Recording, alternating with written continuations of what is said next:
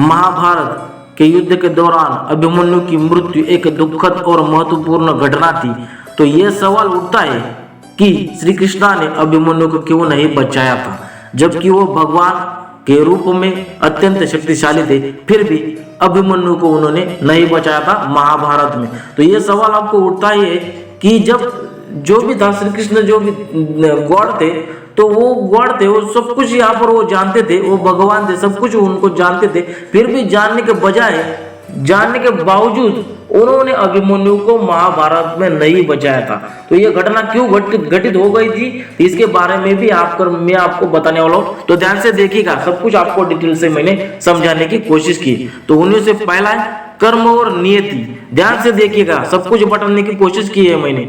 कर्म और नियति, महाभारत के युद्ध में हर व्यक्ति को अपना भाग्य था और श्री कृष्ण यह मानते थे कि अभिमन्यु का भाग्य ऐसा था कि वह युद्ध में शहीद होगा।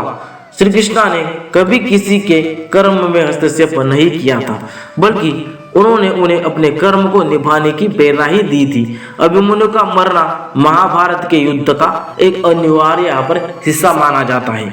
दूसरा है धर्म और युद्ध का उद्देश्य। कृष्णा का उद्देश्य धर्म की विजय थी और वह जानते थे कि युद्ध का परिणाम पहले से ही तय था। अगर उन्होंने अभिमन्यु को बचाया होता तो यह युद्ध का पराक्रम और धर्म के सिद्धांत को प्रभावित कर सकता था। तीसरा है अभिमन्यु की वीरता और बलिदान।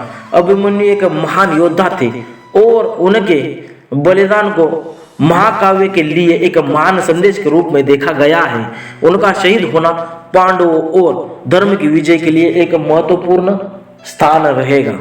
तीसरा होगा ये आपके लिए। चौथा है चक्रव्यूह का उल्लंघन।